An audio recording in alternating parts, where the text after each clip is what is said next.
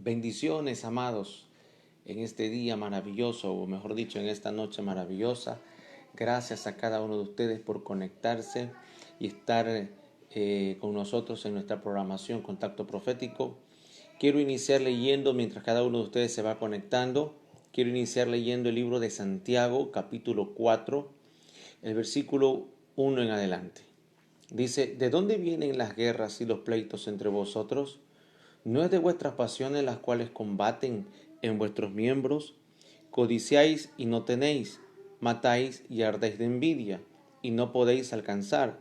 Combatís y lucháis, pero no tenéis lo que deseáis, porque no pedís.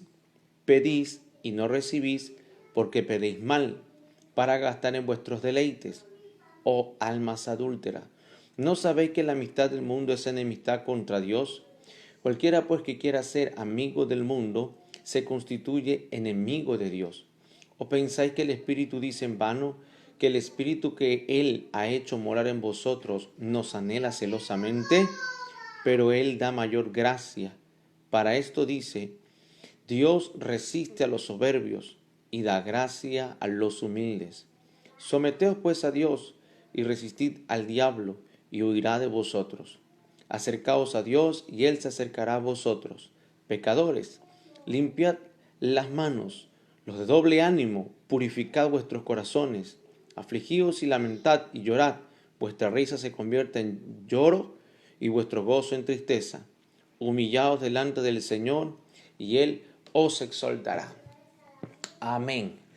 Amados hermanos, me gustaría que por favor escriban si el audio se escucha bien. Por favor, porque este dispositivo recién lo conseguí, lo tuve que cambiar, y a la vez quiero pedirle disculpas por el audio de ayer. Yo tengo unos micrófonos, uno que es de cable y otro que es inalámbrico, que operaba bien en el otro teléfono anterior, pero el otro dispositivo empezó a presentar problemas con la cámara.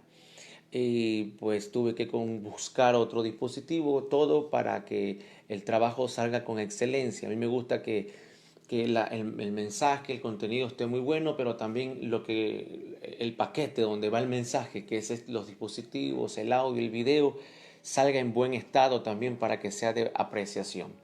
Ok, el tema que tenemos en esta noche es acerca del doble ánimo. Realmente no voy a terminar en esta noche, voy a desarrollar un poco y voy a expandirlo en lo largo de los días, porque considero que es muy interesante estudiar acerca del doble ánimo y cómo el doble ánimo impacta a nuestras vidas y nos desubica, porque el doble ánimo viene a desubicarnos, y aquí el apóstol Santiago está dando el patrón. Inicia diciendo: ¿de dónde vienen las guerras? Pides y no tienes, ardes de envidia, combatís entre vuestros miembros, codiciáis. Hay una cuestión de desequilibrio que habla el versículo 1, el versículo 2 en adelante. Hay unas cuestiones de desequilibrio. En medio de todo eso nos da identidad, diciendo que tenemos que tener conciencia de que el Espíritu Santo habita entre nosotros y Él desea tener comunión con nosotros. Finalmente da la conclusión de por qué son los problemas de los versículos 1 y 2. Dice: el problema que cada uno tiene es que los pecadores no limpian sus manos, que hay pecado de por medio. O sea, que hay dos problemas que tiene a quienes va dirigida esta carta: a los que no limpian su vida de pecado, que todavía tienen cosas ocultas, que no corrigen, y aquellos que ya están limpios de pecado, pero están contaminados con un doble ánimo.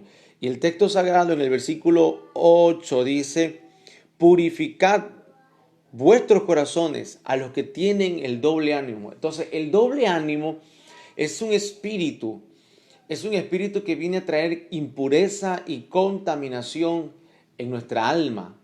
Ese es el doble ánimo. Para entender mejor el doble ánimo, hay que buscar la palabra. ¿Qué significa la palabra ánimo? La palabra ánimo viene de una palabra en griego que no recuerdo muy bien ahora, pero la traducción es alma. Alma. Entonces, ánimo viene de alma. Bueno, perdón, no es en griego, es latín. Es la palabra alma. Cuando el escritor sagrado está diciendo de doble ánimo, significa que tenemos Hay gente que tiene doble alma. Una pregunta, ¿cómo puede ser posible que un cuerpo tenga doble alma? ¿O en qué momento se nos dividió el alma? Esto está hablando de la división de pensamiento. Esto es lo que Cristo está enseñando, cuando Cristo enseñó diciendo, nadie puede amar a dos señores al mismo tiempo. ¿En qué momento nuestro amor se divide?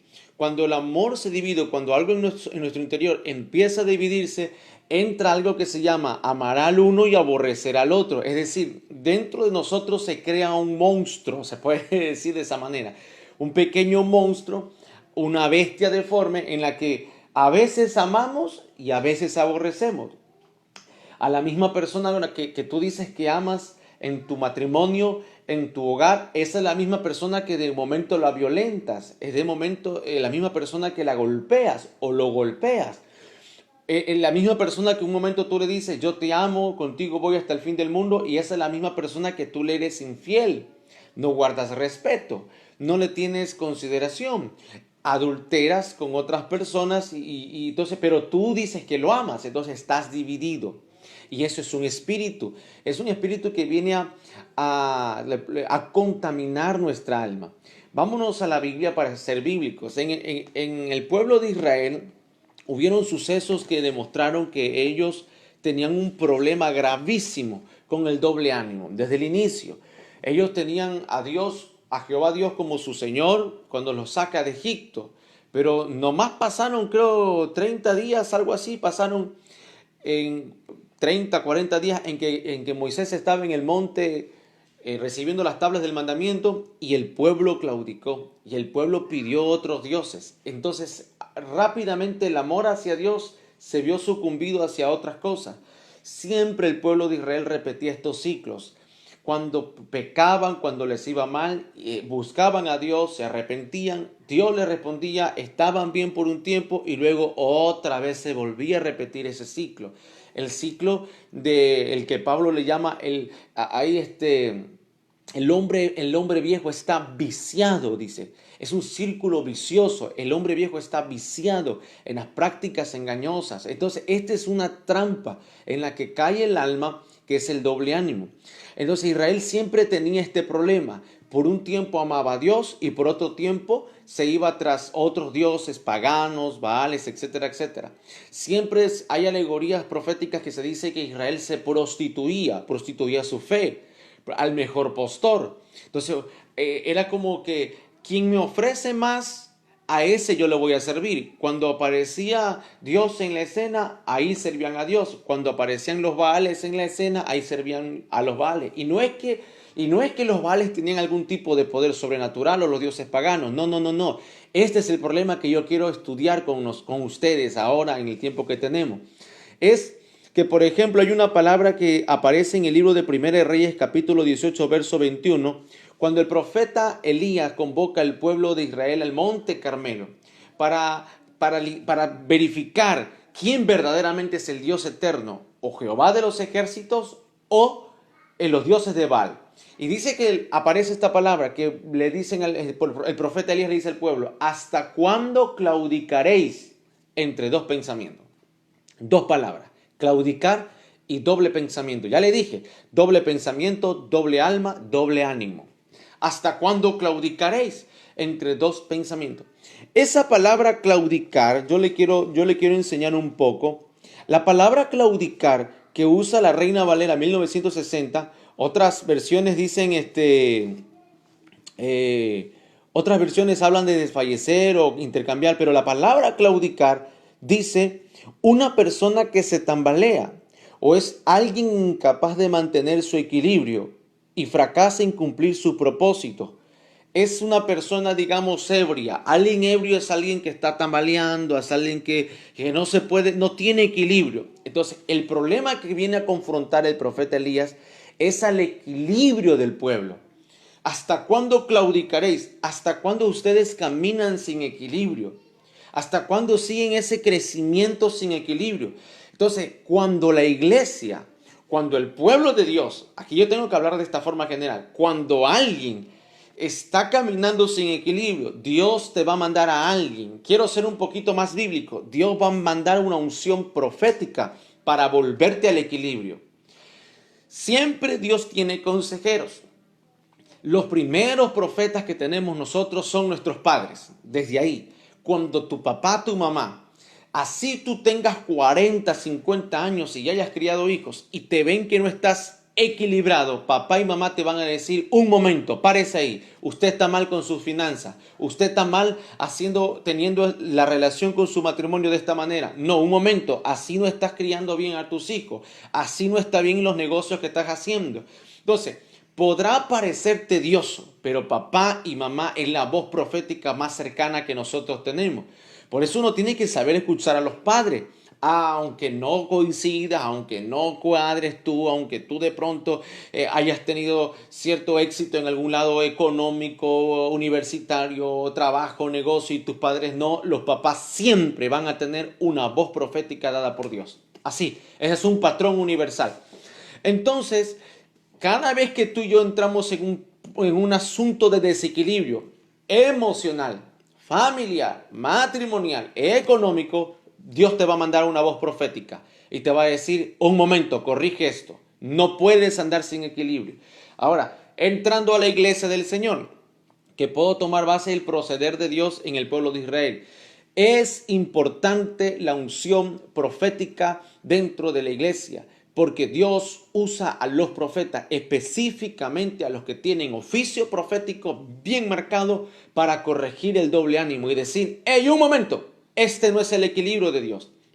Entonces, tiene que entenderse eso. ¿Por qué Dios usa el profeta para esta parte dura? Porque la confrontación del doble ánimo es dura, es resistente, es controversial. El rompimiento de este espíritu de doble ánimo trae a veces cierta división y cierta, ¿cómo lo puedo decir?, distanciamiento, porque nadie va a reconocer que tiene un problema de doble ánimo, ¿no es verdad? Nadie lo va a reconocer a simple vista, a menos que se le confronte y se le diga: este es tu problema.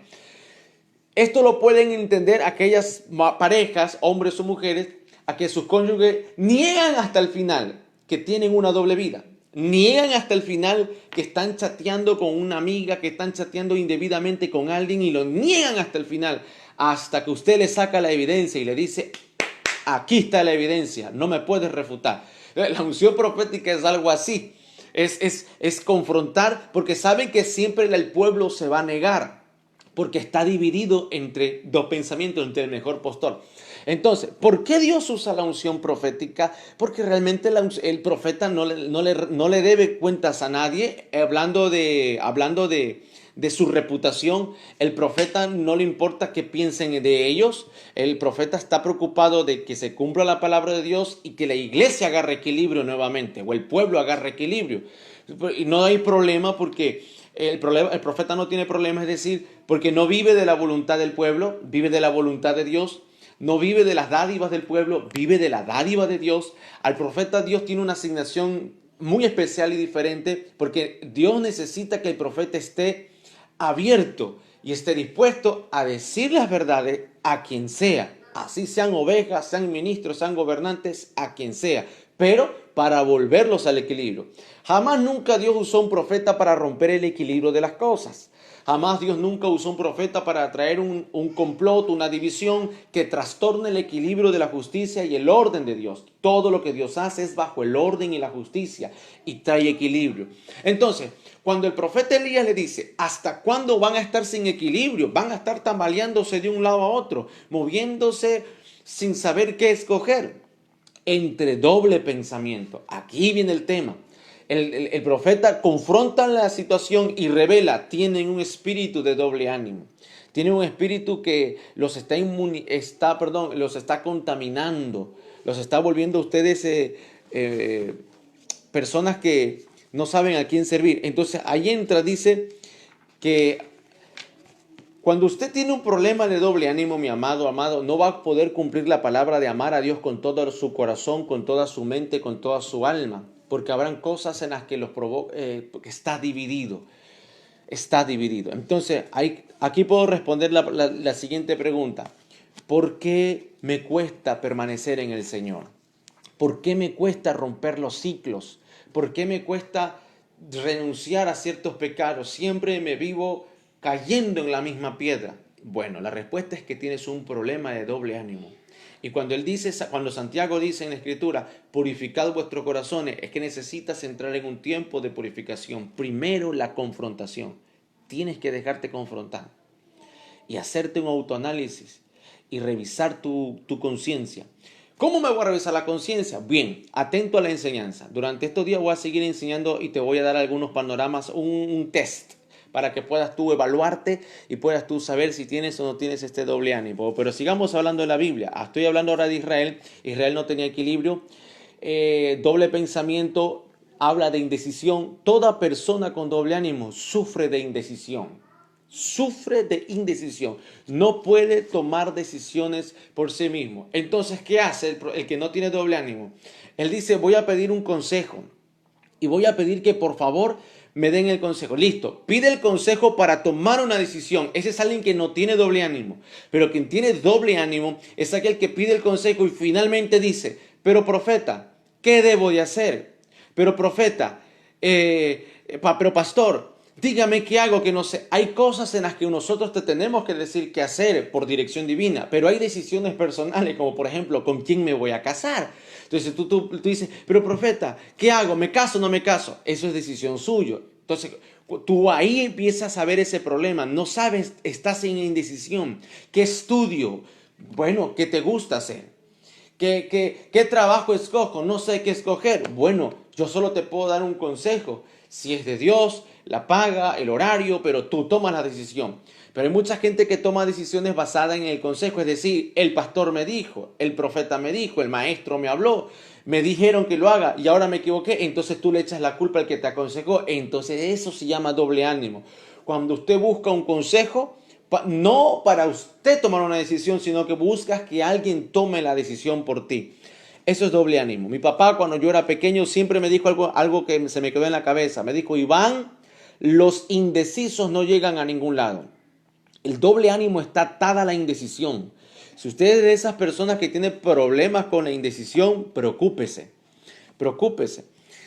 ¿Qué más le puedo decir? A ver, el libro de Josué, capítulo 24, versículo 15, Josué hace esta declaración universal. Si mal os parece servir a Jehová, escogeos ahora a quién sirváis, si a los dioses a quienes sirvieron vuestros padres cuando estuvieron del otro lado del río, o a los dioses de los amorreos, en cuya tierra habitáis. Pero yo y mi casa serviremos a Jehová. Esa es la declaración universal. Si bien os parece, escogeos. Ahora, ¿qué dice el libro de Jueces? El último capítulo y el último versículo, que lo hablamos la semana pasada. Dice que Israel no tenía rey. Israel hacía lo que bien le parecía. Eso es triste. Que en medio de la declaración, escogeos a quién quieres servir, a Dios o a las otras cosas que se llaman dioses. Y finalmente el pueblo claudicó, no supo, perdió el equilibrio y dice que siempre habían problemas en el pueblo de Israel. Es impresionante. Quiero que vea otra cosa más en la palabra del Señor. Dice, a ver, le voy a mostrar. Ezequiel capítulo 16, versículo 15 dice, pero confiaste en tu hermosura y te prostituiste a causa de tu renombre y derramaste tus fornicaciones a cuantos pasaron, suyas eras. Esta es una declaración tremenda. Algo que te refleja que tienes problemas con el doble ánimo es esta confianza que tienes hacia ti mismo. A ver, no es la confianza que tú tienes hacia ti mismo en el sentido de que tú creas en tus habilidades y cosas así. No. Me refiero a que, a ver, ¿cómo lo puedo decir? A que hagamos a un lado la voluntad de Dios y hagamos a un lado el favor y el designio de Dios y nos arriesgamos a creer que podemos desarrollar las cosas por nosotros mismos. Por ejemplo, le voy a hacer un ejemplo. Me van a disculpar aquellos que no son cristianos y quizás no van a entender esta alegoría que voy a hacer, pero esto lo va a entender mucho el campo cristiano. Por ejemplo, a veces nosotros mal usamos la oración y decimos, Padre, yo decreto, Padre, yo establezco, Padre, yo profetizo, Padre, yo declaro. Y empezamos a hacer declaraciones y profetizar cosas a nuestra voluntad. ignorando la voluntad de Dios. Si creemos esa apología de que podemos conseguir cosas del cielo proclamándolas nosotros sin la voluntad de Dios, entonces no necesitamos a Dios. Entonces ya no lo necesitamos. Entonces en realidad no estamos nosotros orando al Señor, sino que estamos nosotros tomando la autoridad de Dios y diciendo, yo decreto, hágase la luz. Yo decreto, venga, qué sé yo, venga el alimento a la casa. Sin pedírselo a Dios, estamos suplantando la voluntad de Dios. Entonces, eso lo hacen muchos ahora. Muchos lo hacen en una corriente profética en la que se cree que se puede suplantar o se cree que se tiene la autoridad divina para hacerlo aquí. Y no es así. Todavía vivimos por la misericordia de Dios. Lamentaciones capítulo 3 lo dice. Por su misericordia no hemos sido consumidos. De la correcta forma de orar, como lo dijo el Señor, Padre, venga a tu reino. Danos hoy el pan de cada día. No es yo decreto, venga el pan. No, no, no. Danos hoy el pan de cada día. Sean puestas vuestras peticiones delante de Dios con toda acción de gracias, Sean conocidas vuestros afanes, sean conocidas vuestras peticiones delante del Señor, dice, con acciones y ruegos y súplicas en el Espíritu, perseverando en ello con toda oración. Así que esa es una mala forma de fornicar o de prostituirnos con nuestra hermosura. Creer que nuestro don profético reemplaza la autonomía de Dios. Creer que nuestra habilidad por hacer algo, bueno, eso significa el texto de Ezequiel 16:15. Pero bueno, vamos más adelante. Uno de los personajes bíblicos que tenían el problema de doble ánimo, vamos a entrar ahora en materia, y yo solamente voy a hablar de este personaje, mañana sigo hablando de otro, es un rey llamado Saúl, el rey Saúl, el antecesor del rey David. Saúl tenía un espíritu de doble ánimo, y ¿sabes cómo se le manifestó el espíritu de doble ánimo? A través de su temor. A veces el temor se esconde detrás del doble ánimo. A ver, o mejor dicho, el doble ánimo se esconde a través del temor, o viceversa. Pero el espíritu de temor a veces es una señalética que estamos siendo contaminados con el doble ánimo. ¿Cuál era el problema que tenía el rey Saúl? Primero de Samuel capítulo 22 versículo 8 dice, para que todos vosotros hayáis conspirado contra mí, y no haya quien me encubra al oído, como mi hijo ha hecho alianza con el hijo de Isaí, ni alguno de vosotros que se duela de mí y me descubra como mi hijo ha levantado a mi siervo contra mí para que me aceche, tal como lo hace hoy. Quizás no entiendas lo que te estoy diciendo con este texto bíblico, pero te voy a dar el contexto. Es Saúl reclamándole al pueblo, creyendo que su hijo Jonatán está teniendo una conspiración política y una conspiración militar contra él. ¿Y quién era el conspirador? Jonatán y David. Algo completamente falso, algo completamente errado. Quien conoce la historia sabe que Jonatán y David jamás conspiraron contra Saúl. Es más, cuando tuvo la oportunidad David de pecar y matar a Saúl, nunca lo hizo, porque él dijo, líbreme Jehová de tocar al ungido del Señor. Entonces, esto enseña que el rey Saúl tenía un problema, y uno de esos problemas, ¿sabes cuál era? Era la paranoia. La paranoia de buscar quiero que escuche esta definición. La paranoia puede verse al culpar a los demás, en la acusación ilusoria, en la sospecha que está arraigada al temor y al rechazo. Es decir, aquellas personas que sufren de paranoia están pensando siempre en conspiración, están pensando siempre que están conspirando contra ellos, contra la iglesia, contra el mundo. Espíritus de conspiraciones está detrás del doble ánimo. Aquellas personas que dicen, yo sospecho que están hablando mal de mí, yo sospecho que esa palabra me la están dedicando a mí. Bueno, hermano, si usted está sospechando que hay una palabra que tu pastor predica y que te la están dedicando contra ti, tienes dos mensajes claros. Número uno, realmente a ti te la están dedicando porque tú eres el problema y no el pastor sino Dios. Y segundo, si tú tienes esa sospecha que están hablando de ti, es porque tienes un doble ánimo y tienes que purificarte. Todo aquel que sospecha que le están lanzando el mensaje es porque tienen un espíritu de doble ánimo. Cargan una paranoia aquí adentro. Cargan una paranoia ahí, hablan de mí, quieren algo contra mí. me quieren despedir del trabajo, no sé qué me va a pasar. Hermano, si te despiden del trabajo, ¿qué es lo peor que puede pasar? ¿Que te mueras? No. Si Jehová es tu Dios, si el Eterno es tu Dios y una puerta se cierra, otra más grande se va a abrir. Hay esperanza en aquellos que han confiado en el Señor. Así que el que tiene un espíritu de paranoia resalta claramente que tiene doble ánimo. Segunda cosa, hay una palabra que acabo de aprender. Yo no sabía que existía esta palabra. Sabía que existía la definición, pero no sabía la palabra. Es la palabra megalomanía. Vuelvo a repetir, la palabra melagomanía. ¿Y sabe qué significa la melagomanía? Es una obsesión por cosas y acciones ostentosas. Aquellos obsesionados con el poder, la fama y la posición a menudo pueden ser paranoicos y creer que en algún momento todo el mundo se los va a quitar. Es como un trabalengua. La megalomanía es parte también es una señal, es la punta del iceberg del espíritu de doble ánimo. Es la obsesión por tener cosas ostentosas, acciones ostentosas. Tú puedes comprarte un carro, tú puedes comprarte un dispositivo, un computador, no sé, una casa muy cara, lujosa, lo que sea.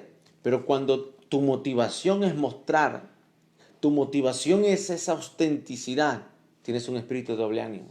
Ahora entiendo por qué el apóstol Pablo le dice a las mujeres que no se vistan con vestidos ostentosos, que no se visten con peinados ostentosos. No es que el problema sea el vestido, no es que el problema sea el peinado, la joya, el arete que te pones. No es así, amados hermanos. Porque por años se predicó eso, que la mujer no se peine, que la mujer no se arregle, por Dios santo. Y luego vemos, pobrecitas las hermanas, como la bruja del 71 ahí. Dios bendito, a veces sin arreglarse. Y no es así. El problema es la megalomanía. Esa es la palabra, hermana Guadalupe. ¡Aleluya! Se conectó la hermana. Bendito Dios. Saludos a los hermanos de Oregon que están ahí conectados. Bendito sea el nombre del Señor.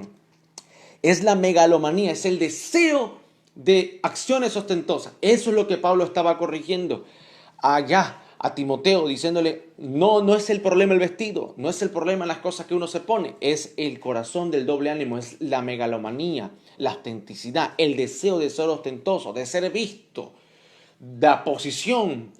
Entonces, ese es un problema en el doble ánimo, el problema de las posiciones, de la fama, el poder. Entonces, si usted estudia, por ejemplo, a Saúl, cuando Samuel se acerca y le dice, ¿qué es esta bulla que escucho aquí? Este bramido de vacas y de esto y lo otro, dijo, he pecado contra Dios. Ya, ok. Pecó contra Dios, desobedeció contra Dios. Pero ¿cuál fue la petición que hizo Saúl a Samuel? No le dijo, ruégale a Dios por mí, que perdone mi pecado, que no me quite su presencia, que no me eche que no me quite la unción y su Santo Espíritu. No fue. Él le dijo, ruégale a Dios por mí. Y por favor, dile al pueblo que me sigan obedeciendo. No quiero perder mi fama, no quiero perder mi posición, no quiero perder mi reputación. Aleluya. Eso se llama megalomanía. Quienes no quieren perder su reputación, quienes no quieren perder su fama, aquellos que están empezando a perder su brillo en este tiempo, están saliendo por las redes, están saliendo por las plataformas digitales y las plataformas de comunicación gritando porque están perdiendo la megalomanía, porque tienen la megalomanía y están perdiendo su fama, están perdiendo su posición, aleluya. Porque ahora todo el mundo es predicador. Porque ahora todo el mundo es maestro. No todo el mundo, sino ahora Dios ha levantado grandes maestros a través de medios digitales. Y cuando hay ese hachazo, ¡pah! Y la megalomanía está ahí latente. ¡Ay! Tocan mi fama, tocan mi posición. Mi luz se está apagando y otras luces se están encendiendo. Doble ánimo, doble ánimo. Amados hermanos, me encanta la Biblia, hay algo que me gusta de la palabra de Dios, es que tiene tema para todo tipo de conversación. Entonces, vuelvo a repetir, 1 Samuel capítulo 22, verso 8 dice, mi propio hijo ha conspirado contra mí. Wow, imagínense encontrarnos amigos ministeriales que crean que uno está conspirando con ellos, contra ellos. Ese espíritu de paranoia refleja el doble ánimo. Encontrarlo a Saúl creyendo que su propio hijo conspiraba con él. Es penoso cuando hay líderes dentro de la iglesia que creen que su pastor está conspirando con ellos. Estás equivocado cuando tu pastor lo que quiere es la preservación de tu vida espiritual, tu crecimiento, tu desarrollo. Él no quiere estancarte. Yo no conozco un pastor puesto por Dios que odia a sus ovejas, que odia a sus hijos y que no desee que sus hijos crezcan, progresen.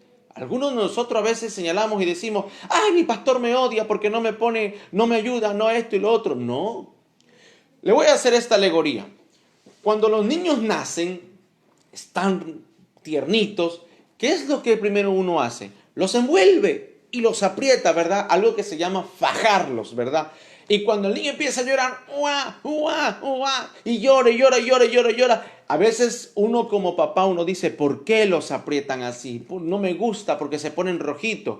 Pero ahora, ahí están las mamás, las abuelas, las personas que ya tienen experiencia en esto, pueden decir que eso les va a ayudar. Pero la explicación científica para eso, ¿sabes qué es? Que cuando el niño empieza a hacer y a apretar y a intentar zafarse, lo que está haciendo es agarrar resistencia. Resistencia en sus pulmones, resistencia en su cuerpo. Porque quiere zafarse y no puede, jala resistencia, jala fuerza, para que su cuerpito, su músculo, su huesito empiecen a agarrar fuerza.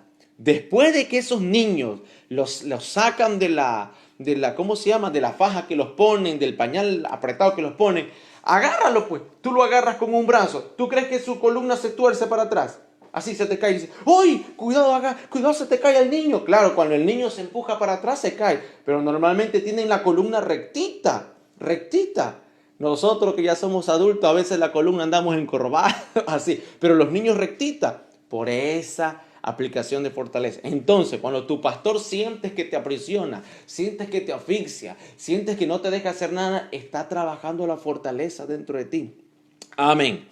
Entonces, el problema de Saúl, amados hermanos, era la megalomanía, era la paranoia también. Él tenía un espíritu de sospecha, él sospechaba de todo el mundo. Él andaba pensando en conspiración, andaba pensando en cosas así.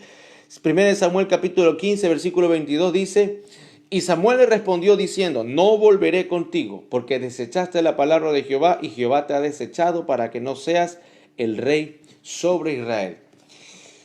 Y ahí empezó la problemática. Fíjense, hermanos, escuchaba el mensaje del apóstol Byron Walter de hoy, de este día. No lo alcancé a escuchar antes de mañana, pero ahorita no hace mucho lo acabé de escuchar. Se los recomiendo que lo escuchen. Una gran bendición. Una bendición extraordinaria de cómo nosotros podemos ser equilibrados en el ámbito ministerial. Hoy hay muchos que hablan de teorías de conspiración que a mí me da risa. Yo me río mucho. Que dicen las teorías de conspiración de la enfermedad, de la política y la economía. Y ahora escuché una teoría nueva que habla de que... ¿cómo fue que escuché? Que los medios digitales y YouTube, no sé, Facebook, no sé qué, cuántas cosas más, van a empezar a quitar nuestros mensajes. Quiero que escuche esto. Van a empezar a quitar nuestros mensajes, a suprimirlos y a censurarlos. Y ya no nos van a dejar predicar a través de los medios digitales. Aquella declaración yo me río. ¿Sabe por qué? Porque la iglesia va a seguir siendo la iglesia. Y los medios para comunicar el evangelio siempre van a existir. Si hoy se cierra el medio digital, Dios mañana va a abrir otro. Porque la iglesia le pertenece a Cristo. Algunos andan pensando en salir ya a la calle a protestar con pancartas y decir, Dios no está muerto, Dios no está muerto. Y no es así. La iglesia va a seguir permaneciendo hasta el día que ocurra el arrebatamiento, hasta el día que Cristo venga. Así que, amados hermanos, lo que tenemos que esforzarnos es en la fe y aprender de estos temas que nos van a ir perfeccionando en nuestro ser interior, como lo dice el apóstol Pablo, y creciendo en nuestro ser interior. Es más, el apóstol Pablo dice, si tú quieres ver éxito en la tierra, guarda tu boca de no hablar mal. En este caso de Saúl tenía ese problema que hablaba lo que le venía a la boca. Saúl no pensaba lo que hablaba, Saúl hablaba y después pensaba. Entonces, aquellos que tienen este problema de doble ánimo siempre están hablando, siempre están diciendo cosas que no deben de decir, caen siempre en esa misma piedra. Y el profeta Elías le dice, ¿hasta cuándo vas a claudicar? ¿Hasta cuándo vas a andar de un lado a otro? Quiero llamarles la atención a ustedes en este punto, no claudicar. O sea, no perdamos el equilibrio, a eso me refiero, no perdamos el equilibrio. Y doble pensamiento, no andemos, ¿qué dice el fulano, qué dice el sultano, qué dice Dios, qué dice el hombre? No, seamos claros en nuestras convicciones, ¿qué dice Dios? Amén. Mañana vamos a seguir hablando del doble ánimo. Asimismo a las 10 de la noche vamos a hacer. Hoy comencé un poquito más tarde porque pues se me hizo un poco más tarde. Así que mañana vamos a seguir charlando un poco acerca del doble ánimo y viendo cómo otros personajes bíblicos se nos acoplan al tema y rescatando algunos rasgos de las personalidades de ellos. Pero con lo que te enseñé hoy ya puedes irte evaluando un poquito. Amén. Un saludo a cada uno de ustedes, los que se han conectado. La verdad no sé quiénes fueron los que se conectaron. Solamente vi los de... solamente vi a los de Oregon por aquí que saludaron. Narcisa Orlando. ¡Oh, Narcisa Orlando! Bendiciones. Ella es una tía mía. Creo que vive en Manabí, ¿verdad? Que Dios te bendiga mucho. Mi pastor está conectado. ¡Aleluya! ¡Gloria a Dios! Bendito Jesús. La hermana Lucía Rodríguez, bendiciones. Bendiciones Cristina Contreras. Bendiciones Leonel Ríos Romero. Bendiciones Lucía Rodríguez. Bendiciones Apóstol Ricardo Gallegos. Muchas bendiciones desde Concepción, Chile. Stephanie Minaya, mi prima, Dios te bendiga también. Becky Jerónimo, Dios te bendiga. Dios te bendiga también. A ver quién más está. Bruce RM de Huancayo, Perú. Dios te bendiga. Los hermanos de Oregon. Dios los bendiga también. Jeremías Castro. Dios te bendiga. Dios bendiga a José Mesa también. Dice amén, profeta Iván. Dios los bendiga. Abel González. Amén. Gloria a Dios. Dios los bendiga. A ver quién más dice. ¿Quién más está aquí? Jaime Villanueva que se conectó también. Dios te bendiga grandemente. Nos vemos el día de mañana. 10 en punto de la noche, hora de Ecuador. En esta misma sintonía y en esta misma transmisión. Bendiciones a todos. Chao, chao.